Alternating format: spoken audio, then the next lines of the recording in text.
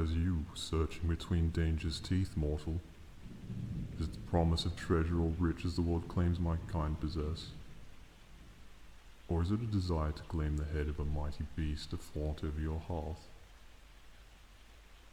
Your speechless gaze and weak knees bears the truth that it is likely not the latter. Or do you have your own reason, dear mortal? Answers. You have come in search of answers. Tell me, did you expect to find these answers in the open troves of gold and scales you stand before? I see. From the mouth of such a weak species, I can understand why you would prefer to search under those wooden lids, rather than wake the slumber of an ancient being. Yet, mortal, you have done both. Do not apologize, mortal. I only recognize apologies shown through the abstinence of actions that require them. And I have lived too long to enjoy the pleasure of ridding my den of uninvited guests anyway. In truth, I now find more value in company. So, mortal, if you have truly come in search of answers, I offer you a trade. Speak them now in exchange for your company. You only wanted to know if beings such as I existed. Mortal, I took you for more of an intelligent and interesting creature than one to wonder such mundane things. If that is truly all, be gone from my presence and leave me to my slumber. Ah, so there is more. You please me, mortal. Speak. So you wish to know about my existence. That is closer to my expectations, mortal. You are wiser than I give your species credit if you know to knock gently on the door of a dragon's pride is to be welcomed kindly. My name is difficult to pronounce in your peon tongue, but for you it may be said as Arnox Favavrix Hiriangelnos. However, you may just refer to me as Arnox. I no longer recall the birth of my existence, but it was long before your species had come to share this plane.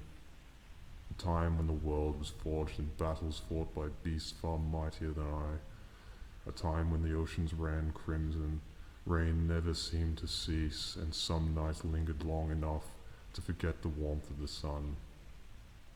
Compared to the world you call home, I would call it unrecognizable. I expect that is difficult for you to imagine, mortal. How many cycles have you seen of this existence?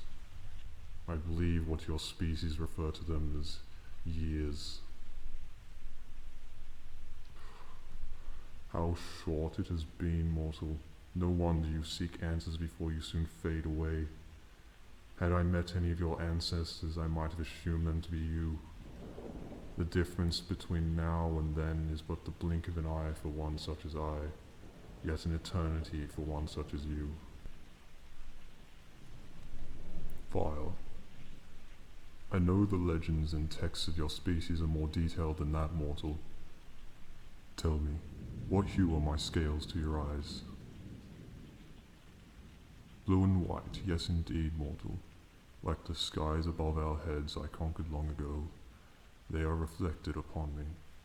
Now tell me, from what knowledge your species has of us, what element do you believe I possess control over? Water.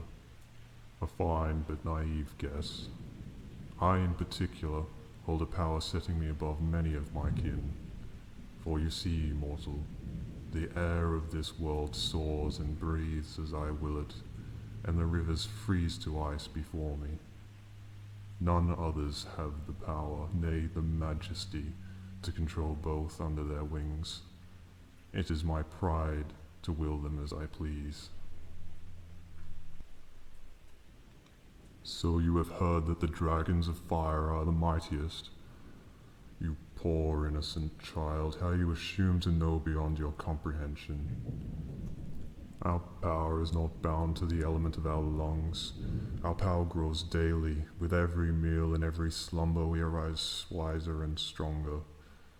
For you see, mortal, the mightiest of dragons are not red or even green, purple or black. The mightiest are they who have seen centuries passed in moments, the oldest of our ancestry. They know the world belongs to them, and all you weaker species only exist as long as they will it. How does my power compare, you ask? To those who have slept since the first moon, I am but a weak imitation of their reflection, easily snuffed out in a single breath. However, should you compare my strength to the young hatchlings you surface dwellers run from, fear and lose your cities to, they would tremble and bow before me in fear of my wrath. So why do I not leave and conquer and destroy as they do? Mortal, my time for that was long ago. I lost my desire for thrones and dominion many centuries past. Once I had tasted all the world has to offer, the boredom became unbearable until I allowed slumber to wrest time from my hands and wait for my hunger to return. Will I destroy and kill as the others do? I do not know, mortal. When time passes by so motionless, any perspective of good or evil fades into nothing, and all that is left is a desire to be entertained. But I do not think I will lead a path of destruction again. Its taste grows sour with age. Perhaps I will just wish to observe the world, and see what the species so bound with their time choose to do with it.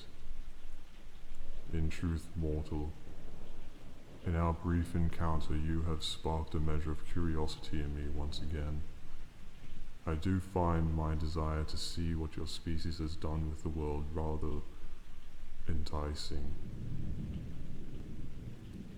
And I have come to find your company more pleasant than my ancient slumber. So tell me, mortal, how well do you know the world that you live in? Sufficiently. Such is so. Again, I will offer you a trade, mortal. Should you guide me about your world, show me how your kind lives and touches this world, then I will permit you to take anything you desire from here.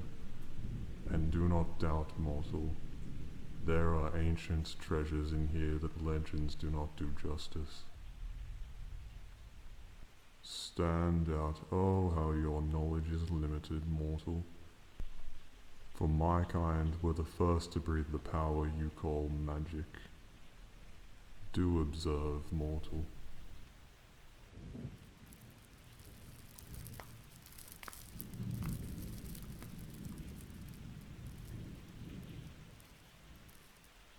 Now do I not resemble a young man of roughly your age, yes?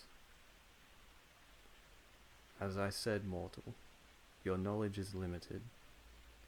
This should not cause an issue to be seen amongst your kind, yes? Very well. Then if you accept my trade, retrieve some of the gold from the chest behind you, and lead on.